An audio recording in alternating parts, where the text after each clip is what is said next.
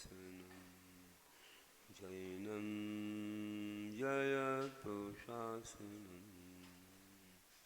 बोलिए देवादिदेव प्रथम तीर्थंकर श्री आदिनाथ भगवान की, मूलनायक श्री चंद्र प्रभु भगवान की, वर्तमान शासन नायक श्री महावीर भगवान की, 2400 तीर्थंकर भगवान की, अहिंसा परमो धर्म की, षोडश कारण महापर्व की, 10 लक्षण पर्युषण पर्व की जय। संत शिरोमणि आचार्य गुरुवर श्री विद्यासागर जी महाराज की जय। परम पूज्य आचार्य श्री आर्जव सागर जी महाराज की, आचार्य संघ की। श्रद्धेय बंधु, आज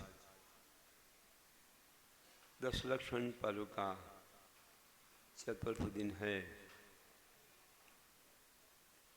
आज उत्तम शौच धर्म पर चर्चा करेंगे। भावना भाएंगे कि हमारी आत्मा पवित्र हो, पावन हो। यही इस धर्म का अर्थ होता है। कहा जाता है कि शुचिर भावा शौचम, शुचिता का भाव, पवित्रता का भाव शौच धर्म है। पवित्रता तो शरीर की बहुत करते हैं लोग, लेकिन आत्मा की पवित्रता का दिन है। इसलिए कहा है कि प्रकर्ष प्राप्त लोभान निवृत्ति शौचम। जो बड़ा हुआ उत्कट लोभ है, उसको छोड़ना, उससे निवृत्त होना शौच धर्म है। जितना जितना हम छोड़ते जाएंगे लोभ पर से संबंध, उतने हम इस धर्म में अंदर भीतर उतरते जाएंगे। इसलिए हमें आत्मा की पवित्रता करने के लिए जो बाहरी संपर्क है, जो बाहरी वस्तुओं से लोभ है, राग द्वेष है, वो छोड़ना पड़ता है। तो देखिए, शुचिता बहुत प्रकार की होती है। आप लोग शौच मतलब शौच क्रिया से तात्पर्य लेते हैं, वो भी शुचिता तो है ही आखिर, कि पवित्रता के लिए है ना। और पवित्रता पाद प्रक्षालन से भी होती है, हाथ प्रक्षालन से भी होती है, शरीर प्रक्षालन से भी होती है। लेकिन सारे प्रक्षालन तो बाहरी हैं। अंतरंग का प्रक्षालन करो तो पवित्रता जो आएगी, उसी का नाम शौच धर्म। सुचिर भाव शौच, पवित्रता का भाव शौच। कहा है हमारे कुंद देव ने वार्षानु व्याख्या में कि कंखा भाव निमित्तम किच्चा वैराग्य भावना युक्तो जो वट्टदि परम मुनि तस्धम्मो हवे सोचम। कि जो परम मुनि कंखा भाव निमित्तम, कांक्षा भाव से निवृत्त होकर वैराग्य भावना से युक्त होता है, वैराग्य भावना युक्त, वैराग्य भावना से युक्त होता है, ऐसा वह साधु, वह साधक शौच धर्म से युक्त होता है।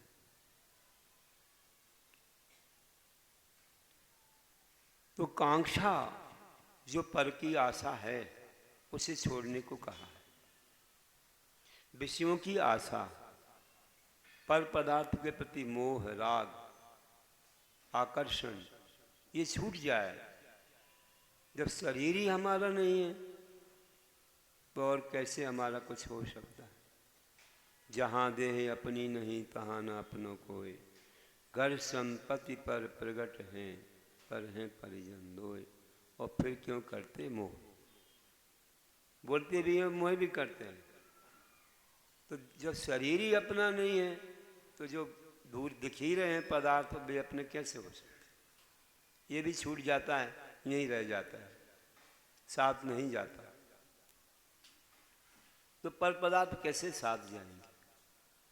यहाँ तक कर्म भी अपने नहीं हैं, तो 9 कर्म अपने कैसे हो सकते हैं?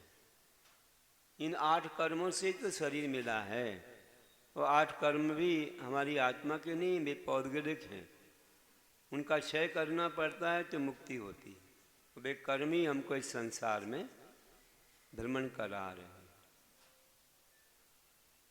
अथवा उन कर्मों के उदय में हमारे भाव होते हैं, हम राग द्वेष करते हैं और नया कर्मों का बंध करते हैं, और उससे हमें संसार में भ्रमण करना पड़ता है। वहाँ फिर विषय मिलते हैं, फिर हम उनमें राग द्वेष करते हैं, फिर कर्मों का बंध होता है। ये अनादिकाल से चक्र चल रहा है। तो जो कांक्षा भाव नहीं करता पर पदार्थ में, किसी भी वस्तु के प्रति, चाहे वह शरीर हो, खान पान हो, रहन सहन हो, कोई भी हो, संबंधी कोई भी हो, उनसे नहीं करता कांक्षा भाव, तो वह ऐसा महान आत्मा बैरागी होता है, संसार शरीर भोगों से निर्विन्न होता है। वही है वास्तव में शौच धर्म का धारी, ऐसा बताया है। तो देखिए एक और अच्छा श्लोक आता है, हमारी कातंत्र रूपमाला व्याकरण है, भावसेनाचार्य दिगंबर जनाचार्य हुए त्रैविध्य न्याय सिद्धांत व्याकरण के ज्ञाता त्रैविध्य कहलाते हैं। उन्होंने कहा कि सुचिर भूमि गतम तोयम, सुचिर नारी पतिव्रता, सुचिर धर्म परो राजा, ब्रह्मचारी सदा शुचि। कि भूमि के अंदर गया हुआ जल पवित्र हो जाता है। सुचिर भूमि गतम तोयम, तोय मतलब जल। भूमि के अंदर चला जाए तो फिल्टर हो जाता है, छन जाता है। 50 फीट चला जाए तो छन जाता है। तो ऐसा जल पवित्र हो जाता है। हाँ, कोई बड़े मोटे छेद से चला जाए तो पवित्र ना हो पाए, लेकिन ऐसे जमीन में जाए तो धीरे धीरे रेत के माध्यम से वह छन जाता है। और जब ऐसा जल पवित्र है, वैसे ही पतिव्रता नारी, अपने पति से ही संबंध रखने वाली, बाकी सबको अपने पिता भाई पुत्र तुल्य समझने वाली सब पुरुषों को, तो वह पवित्र होती है। तो सुचिर नारी पतिव्रता, और सुचिर धर्म परो राजा, और धर्मनिष्ठ राजा भी पवित्र शुचि होता है, क्योंकि वह अपने पुत्र को भी क्षमा नहीं करता। जैसे राजा सैनिक, अगर बारी सैन पर अपवाद लग गया तो कहा जाओ उसका सिर लेके आ जाओ, और अपवाद हुआ था, उनका कोई दोस्त तो था नहीं, जंगल में ध्यान में विराजमान थे, वे तो उपवास के साथ बैठे थे, और उनके लिए चोरों ने कोई अपवाद लगा दिया, उनके सामने धन डाल दिया और कहा इन्होंने चोरी की। राजा ने कहा अगर पुत्र भी है तो कोई बात नहीं, सिर लेके आओ। तलवार चलाई तो फूल की माला बन गई। अतिशय हो गया, क्योंकि उनका मन पवित्र था। तो राजा भी धर्मनिष्ठ, तो सुचिर धर्म परो राजा, धर्म में तत्पर राजा भी पवित्र होते हैं। पहले राजाओं के सामने निर्णय होता था, कोई भी वाद विवाद हो गया तो वहां पर धर्म परीक्षा होती थी दिव्य न्याय के द्वारा। दिव्य न्याय क्या था? कहा जाता था हाथ खोलो, दोनों लोग जिनमें आपस में कुछ विवाद हुआ है, तौमम हुआ है, मेरा तेरा मेरा तेरा, अब किसका है ये तो भगवान जाने, कर्म जाने, बस मैं तो तुम्हारे कर्म की परीक्षा कर रहा हूँ। दोनों के हाथों पर जलते हुए अंगार रखे जाते थे, तो जिसका हाथ जल जाता वह झूठा है, उसकी हार, और जिसके नहीं जलते थे उसकी जीत। देखो देवता भी आकर के इसमें सहायक बनते थे। जैसे कि सीता जी को बने, अग्निकुंड का जल हो गया, तो ऐसे देवता सहायक बनते थे, तो निर्दोष के लिए बचाते थे। दिव्य न्याय, तुला परीक्षा, तराजू पर बैठाया जाता था, कौन ऊपर कौन नीचे जाता है। तो ध्यान रखना, इस प्रकार की परीक्षाएं करके दिव्य न्याय होता था। आजकल तो न्याय करने वाले भी और दोनों ही कुछ ना कुछ गड़बड़ है कहीं कहीं। तो अब क्या हो जाएगा, कौन अतिशय करेगा इसका? नोटों में तो बिक जाते हैं, गड़बड़ हो जाता है सबका। ध्यान रखिए, ऐसे धर्मनिष्ठ राजा भी पवित्र होते थे और ब्रह्मचारी सदा शुचि। शुचि मतलब पवित्र। जो ब्रह्मचर्य व्रत धारण करता है, पूरा शुद्ध हृदय से रहता है, सब उसके लिए माँ बहन बेटी के तुल्य हैं महिलाएं, और महिलाओं के लिए सब पिता भाई पुत्र तुल्य हैं। ऐसी उत्कृष्ट भावना, बुरी दृष्टि रहती ही नहीं थी, वे हमेशा पवित्र थे। तो ऐसा है।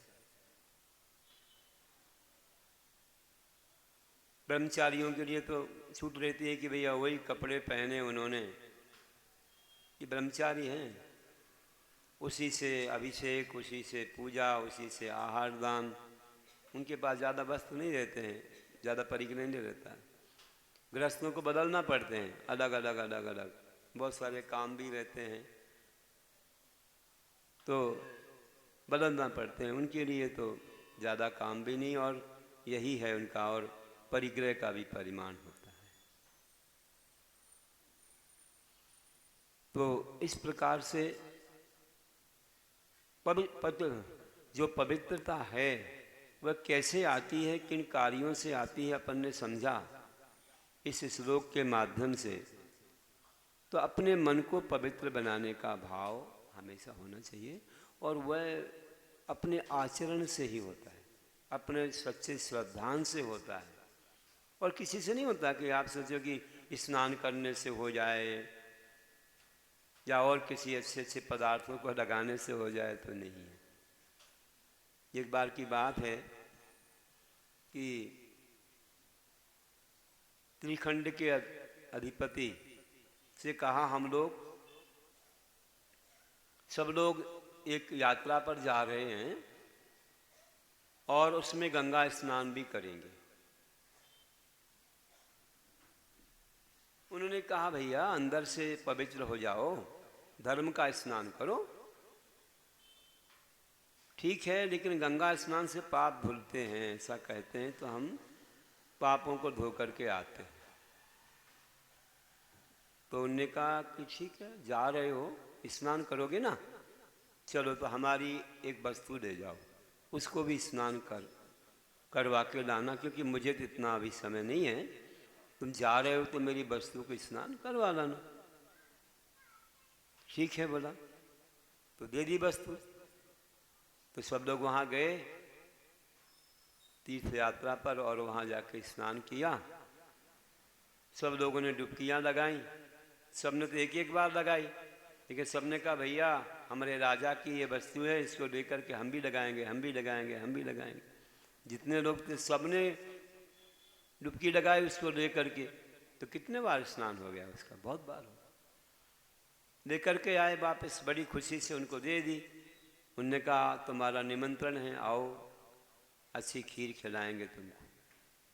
तो सब लोग खीर खाने पहुँचे, सबको खीर परोसी, एक एक गिलास मुख में दिया, सब थू थू करने लगे। किसी को उल्टी हो गई, क्या हो गया, क्या हो गया? बोले बहुत कड़वी है, बहुत कड़वी है, बहुत कड़वी है। अरे कड़वी क्या, उसी की तो खीर बनाई है जिसको तुमने स्नान करवाया था। कितने बार करवाया था? बोले बहुत बार करवाया। सबने करवाया तो कितने बार हो गया? उसी का तो मैंने उपयोग किया है। जो तुमड़ी लेके गए थे ना, तुमड़ी, इतने बार गंगा में स्नान करने के बाद भी उसका अंतरंग नहीं धुला। अंतरंग तो कड़वा ही रहा, वैसे तुम्हारे अंदर में शुचिता कैसे आएगी? अगर तुम्हारा मन पवित्र नहीं है, तुम्हारे अंदर नियम संयम नहीं है, त्याग नहीं है, तो बिना शील संयम के पवित्रता नहीं आती है।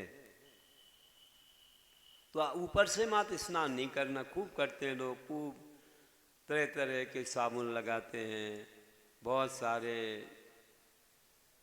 क्या लगाते हैं, इत्र वगैरह, सेंट वगैरह सब लगा लो, कोई बात नहीं।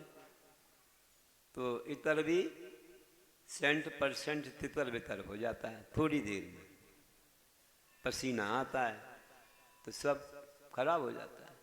शरीर का स्वभाव ही है, नवल द्वार बहें गिनकारी, असी देह करें कि नहीं यारी। केसर चंदन पुष्प सुगंधित, वस्तु देख सारी, देह परस्ते होय अपावन, निज दिन मर जारी।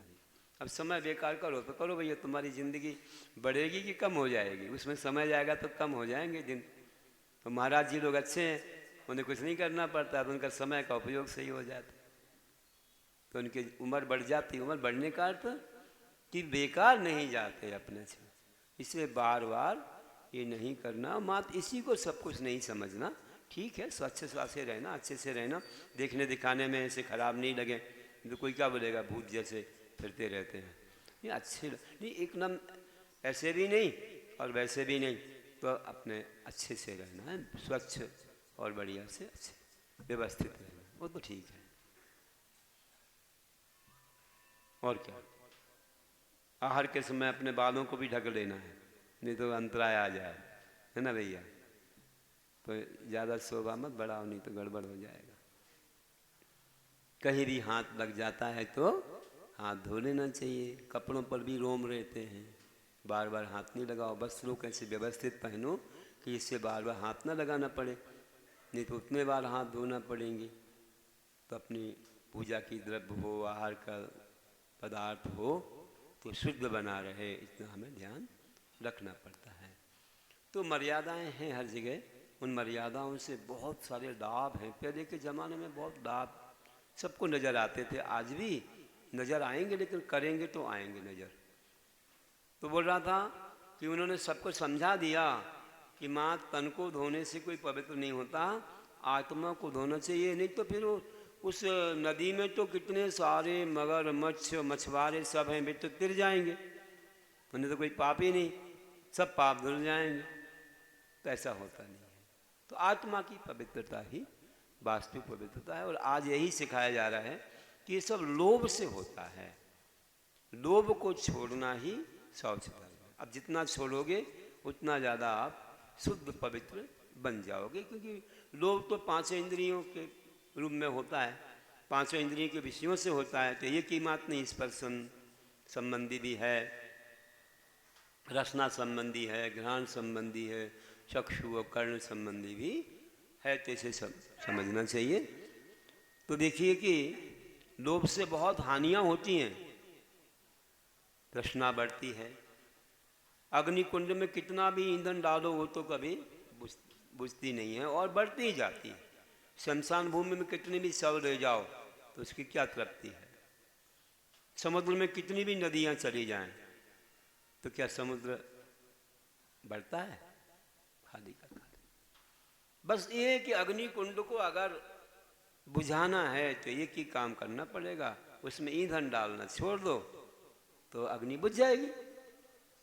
हमारे भगवान ने यही तो किया है कि सब विषयों को छोड़ दिया, कुछ नहीं दिया तो उनकी आशा समाप्त हो, तृष्णा खत्म।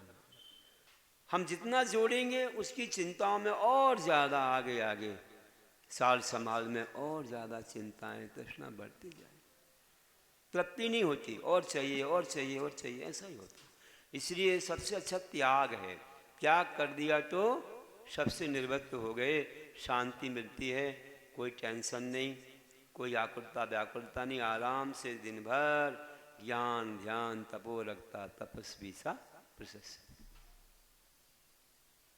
आज ही कोई बोल रहे थे हमसे, महाराज जी क्या बताऊं, अच्छे अच्छे पदार्थ लाते हैं, उनमें भी देखो तो आरंभ सारंभ होता है, ये वस्तु लाए वो वस्तु लाए, उसमें जीव जंतु हो जाते हैं। बोले महाराज सोफा सेट में भी जीव हो गए, बताओ अब क्या करें, उसमें भी जीव जंतु हो गए। हमने कहा वो तो तुम्हारी बहुत अच्छी चीज़ है। बोले उसमें भी हो जाते हैं।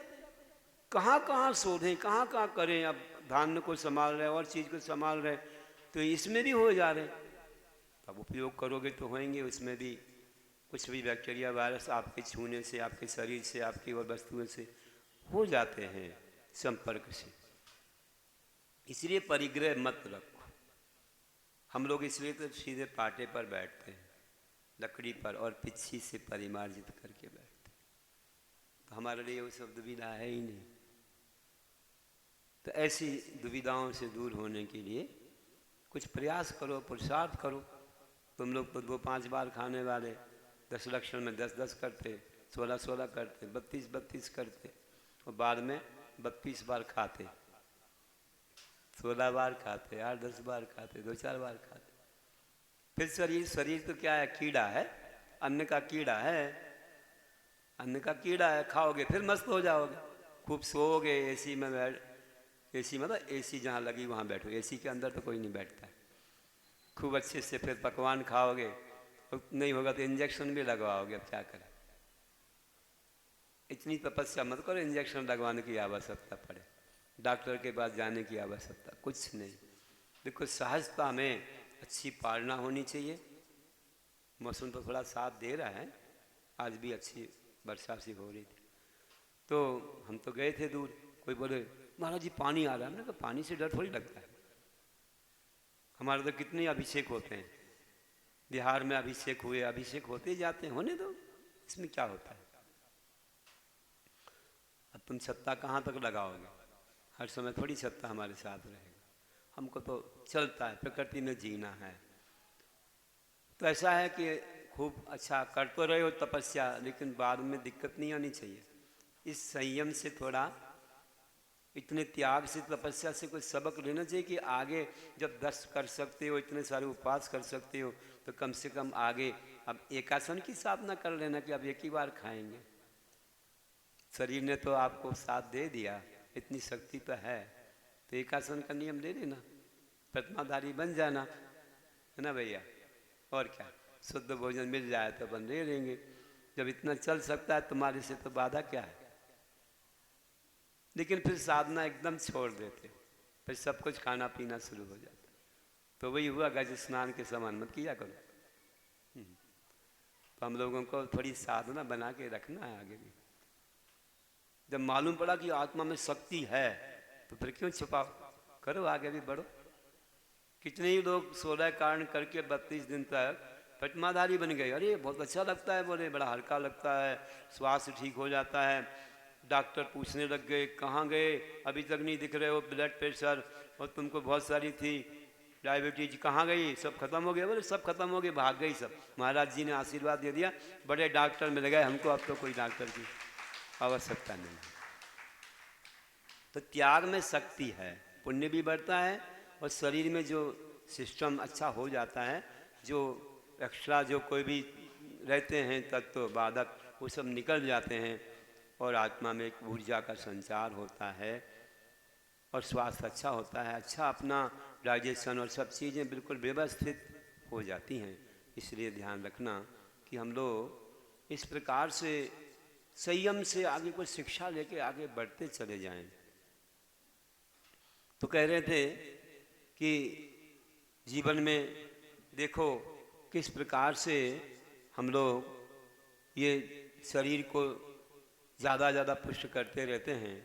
तो ये शरीर तो अन्न का कीड़ा है, और इसको अपन को संभालना है, इससे काम लेना है धर्म का, बस धर्म के लिए मिला है।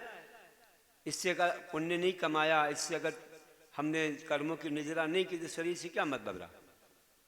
देवों का भी शरीर है जो सागरों पर्यंत होता है, बूढ़ा भी नहीं होता, रोगी भी नहीं होता, लेकिन उस शरीर से तपस्या नहीं होती।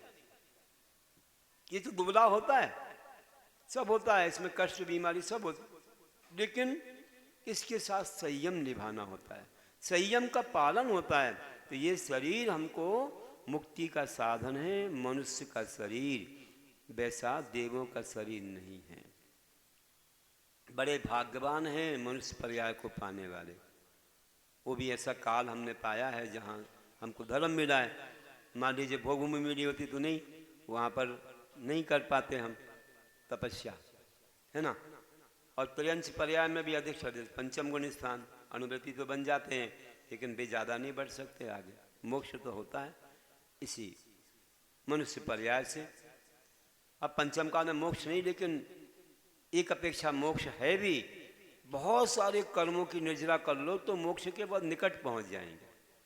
जैसे मल्लीनाथ भगवान को 6 दिन में केवल ज्ञान हो गया था। पहले कर्म काट दी उन्होंने, दीक्षा लेते 6 दिन में केवल ज्ञान। भगवान महावीर को 12 वर्ष लगे, आदिनाथ को 1000 वर्ष लगे। इतने दिन तप किया मुनि बनने के बाद फिर हुआ।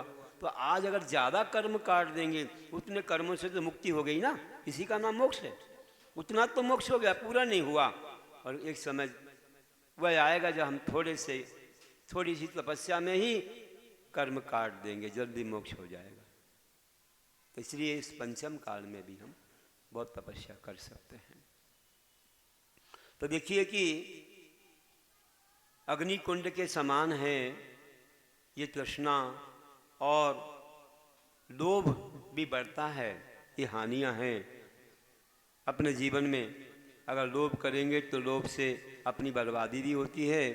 आप तो देखते हो कि कैसे लोग लोभ की वजह से बर्बाद हो गए।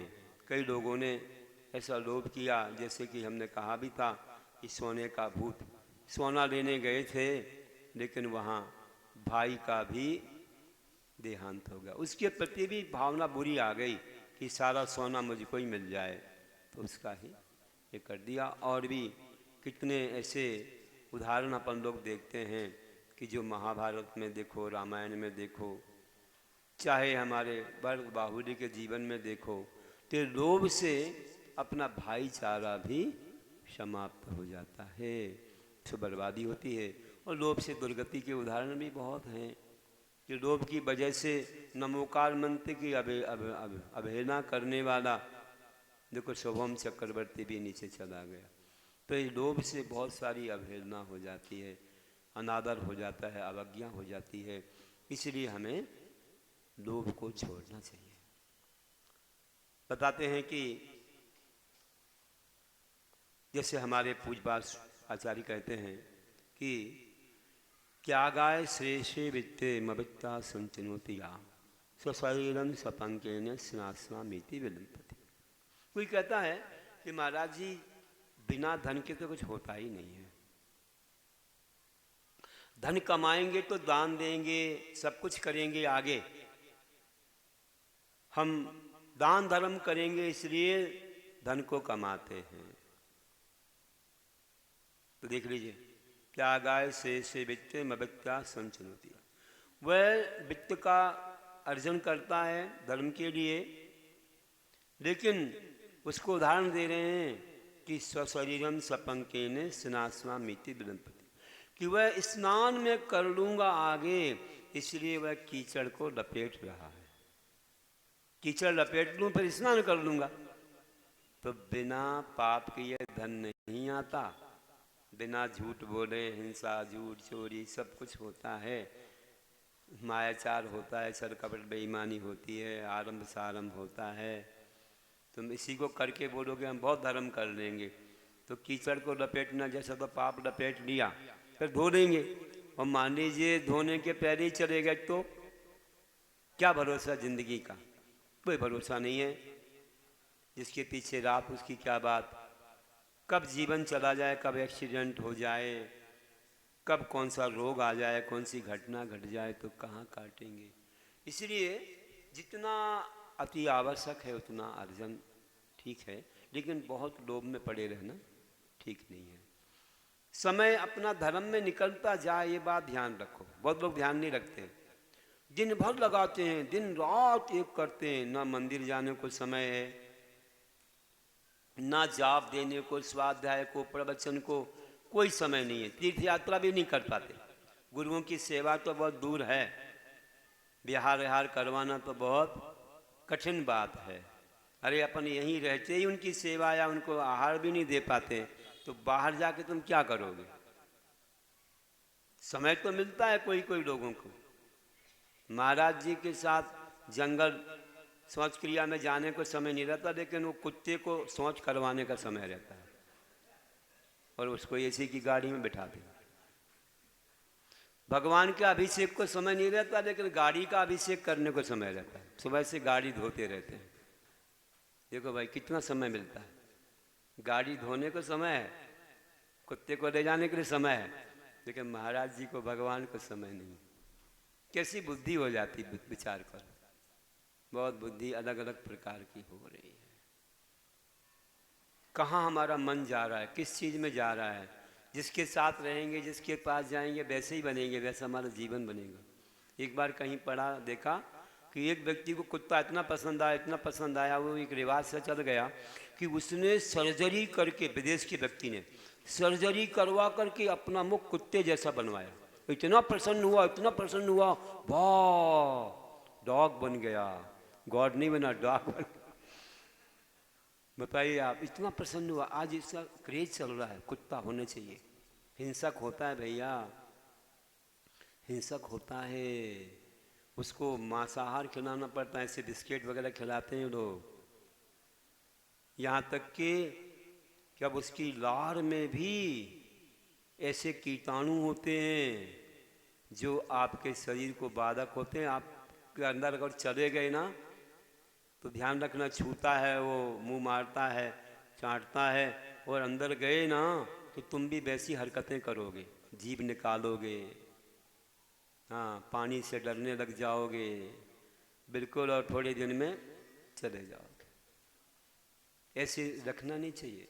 हम लोग तो जाते नहीं वहाँ, आहार को भी नहीं जाते। जहाँ ऐसे हिंसक मांसाहारी त्रियंश पालते, उन घरों में महाराज जी कदम नहीं रखते हैं।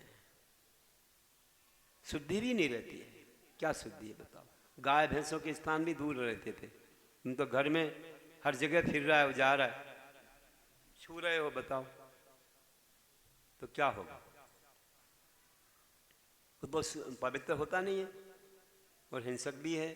कोई भी जीव जंतु दिख जाए तो मालूम ही नहीं क्या करेगा। तो जन्मजात संस्कार रहता है। नीच गोत्र होता है त्रियंशों का, नीच गोत्र। आप तो एक नाई के लिए छू लो तो 6 घंटे का सूतक हो गया। नाई को वहाँ बाल बनवा के आए थे, तो 6 घंटे तक आप जिनवाणी गुरु को नहीं छू सकते, अभिषेक नहीं कर सकते, आहार नहीं दे सकते। 6 घंटे का होता है। स्वयं करो तो 1 घंटे का होता है, अपने हाथ से करोगे तो 1 घंटे। स्नान करने तक तो पूरा हो जाता है, इसकी बात नहीं है। इसलिए रात में करवाते कि भैया सुबह धर्म के काम करना है। ये सब धार्मिक काम करवाने के बाद बाल वगैरह निकलवाते हैं, क्योंकि वो नाई तो 7 जातियों को छूने वाला है। सभी जातियां उसके पास जाती हैं।